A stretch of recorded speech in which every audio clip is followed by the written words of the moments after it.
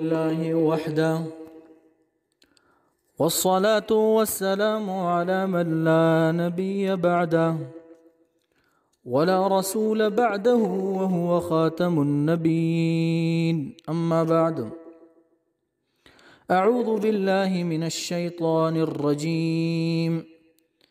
بسم الله الرحمن الرحيم.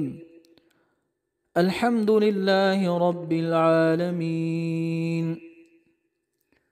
سامعين محترمو، د ملګرو په فرمایش سره ما دا ترجمه شروع کا.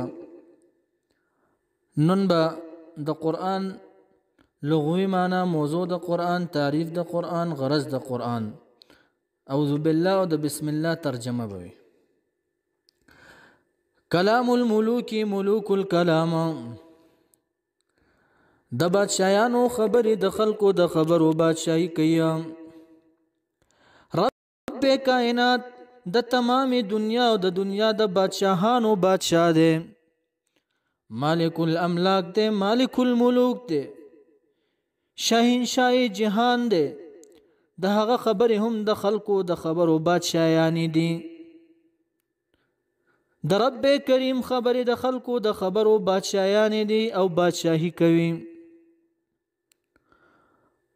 نو قرآن عظیم الشان د رب کریم کلام دی، داسې کلام دی لا ریب فیه چې دی کې شک نشتا. داسې کلام دی چې په دې سره مونځ کیږي، عبادت کیږي، مامور بالعباده ګرځیدلی دی. حدیث قدسی سره نه کیږي، نور احادیث سره مونځ نه کیږي، د رب په کلام سره کیږي. په احادیثو کې ضعیف، قوي یعنی موضوعي دا راتلش. د رب کریم کلام یو داسې کلام دی چې لا ریب فیه، رب فرمایي چې دی کې هیڅ شک نشتا. داسې کلام دی. قرآن معنا امام اشعری رحمه الله وی قرآن ماخوذ د قرن په معنا د زم باندې.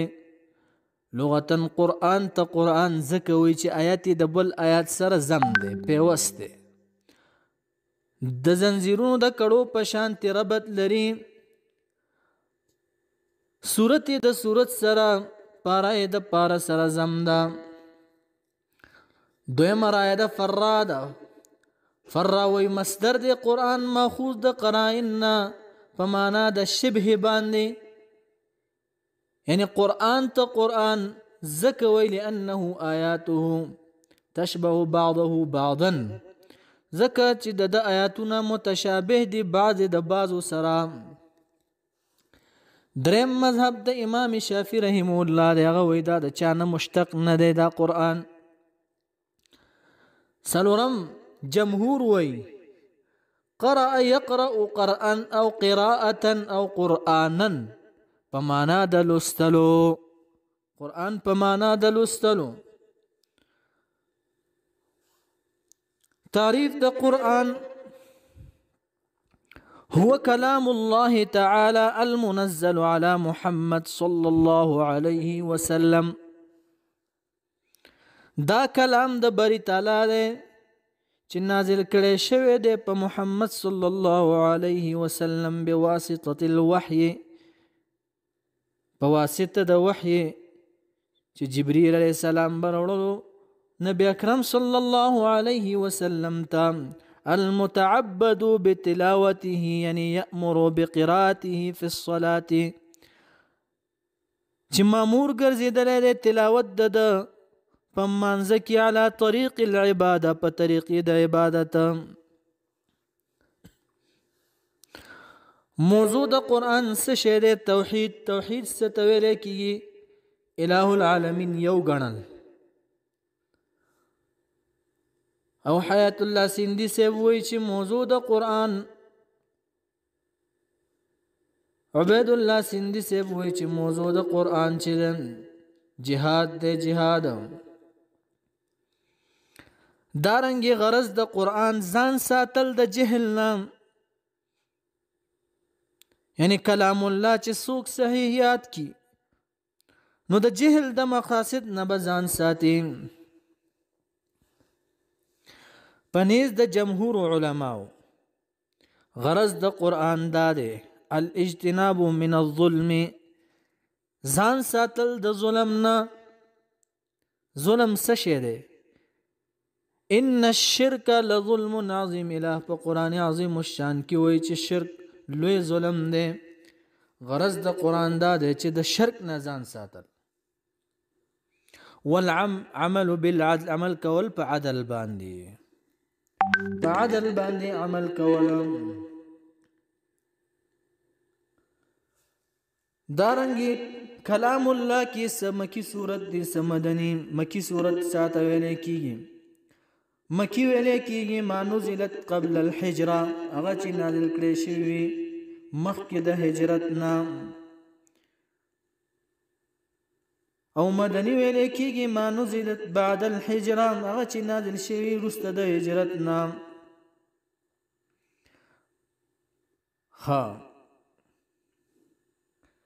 بسم الله اعوذ بالله اعوذ منا پناه غواړم بالله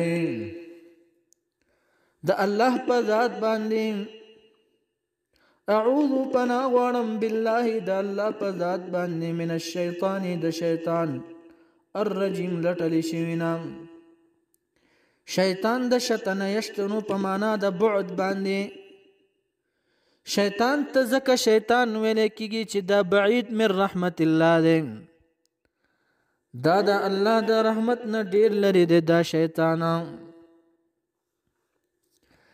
بسم الله بسم الله معنا ابتدع باستعانه اسم الله شروعكم پن مدد نوم د الله بسم الله معنا ابتدع باستعانه اسم الله شروعكم په مدد د نوم د الله باندې داسې الله الرحمن چې عام مهربان دی په دنیا کې الرحیم چې خاص مهربان دی په آخرت کې یعنی الرحمن هو الغفور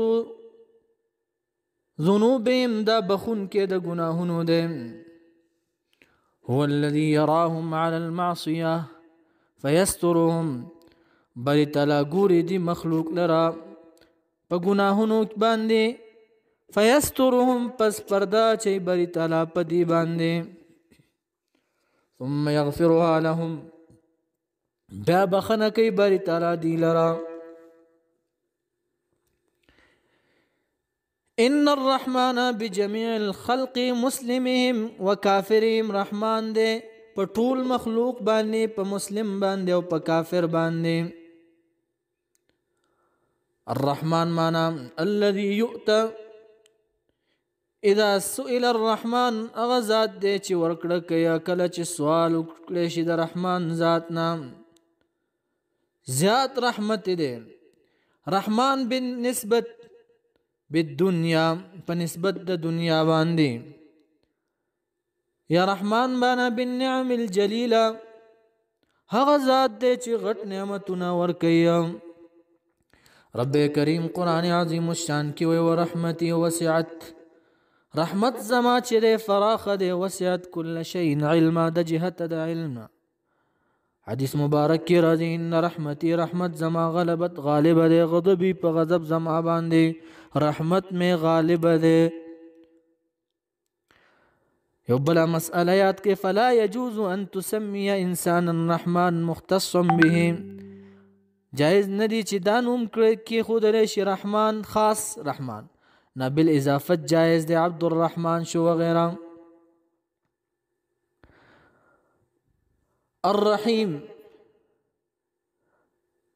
الرحيم معنى الذي يقضي الحاجات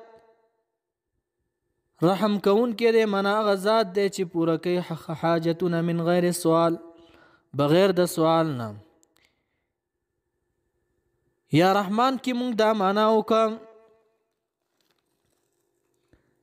بالنعم الجلیله هغه ذات دی چې غټ نعمتونه ورکوي او رحیم کې بالنعم الدقیقه باریک نعمتونه ورکوي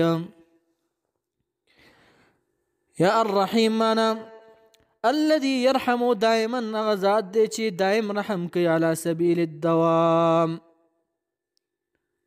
یا الرحیم معنا بالمؤمنین په مؤمنانو باندې نه په کافرانو باندې په ورځ د آخرت. یا معنا الرحیم باعطاء الايمان للمؤمنین په اعطاء د ایمان مؤمنانو لرا. یا باعطاء الرسالة والنبوة الى الانبیاء په ورکړه د رسالت او نبوت انبیاء ته. دا سبب د رحمان او رحیم دا دویم ځل ولې راغلل؟ بسم الله کې راغلل، بیا لاندې الحمدلله کې راځي. ولې؟ اولا لدفع الهيبة التي حصلت قلب بشروعه في الصلاة یا بشروعه في القرآن. د دې لپاره چې دفع شي هیبت د زړه په شروع د صلات کې او په شروع د قرآن کې، دفع د هیبت د پاره. دویم ليدل على أن التسمية ليست من الفاتحة. دې لپاره چې دلالت وګرځي چې دا تسمیه چې دا بسم الله چې دا ليست من الفاتحة، دا د فاتحین نه ده. دریم بسم الله فرق او د تبرک ته لپاره نازل شوی ده. عبد الله ابن عباس سیبوی كان لا يعرف فصل الصورة حتى تنزل عليه. دا چمون نه پیژندل جداواله د صورت تر دې چې نازل شو په دې باندې نبی اکرم صلی الله علیه وسلم باندې بسم الله. نو بسم الله ابتدئ باستعانة اسم الله، شروع کوم په مدد د نوم د الله باندې. دا سي الله الرحمن چې عام مهربان دی په دنیا کې په مؤمن باندې او کافر باندې، الرحیم چې خاص مهربان دی په آخرت کې صرف په مؤمن باندې نه په کافر باندې. سورة الفاتحة اول نمبر. سورة الفاتحة سميت لأنها بها افتتح القرآن. فاتحة ورته والزکویه چې افتتاح د قرآن دینه کیږي، شروع د قرآن د دینه کیږي. دیم ورته القرآن ویل کیږي لأنها اصل القرآن، ځکه چې اصل د قرآن دی، دینه شروع د قرآن کیږي. دریم السبع المثاني ورته هم ویل کیږي لأنها 7 آيات باتفاق العلماء، ځکه چې په دې کې 7 آیاتونه دي په اتفاق د علماو. لکه الله ولقد آتيناك 7 من المثاني. دریم نمبر سورة الصلاة هم ورته ویل کیږي چې مونږ کې لوستل کیږي. سورة شفاء ورته هم ویل کیږي فيه شفاء، چې په دې کې شفا ده لكل داء، هر یو مرض د پاره. سورة رقیه هم ویل کیږي چې د دم سورت ده. اساس القرآن ورته هم ویل کیږي چې بنیاد د قرآن ده. او سورة کنز ورته هم ویل کیږي چې خزانه ده. دې کې خزانه کنز خزانه ته ویل کیږي. الحکم ورته هم ویل کیږي د حکمتونو اصل دی. حدیث مبارک ته ابي بن كعب ان ابي بن كعب قرأ على النبي صلى الله عليه وسلم القرآن.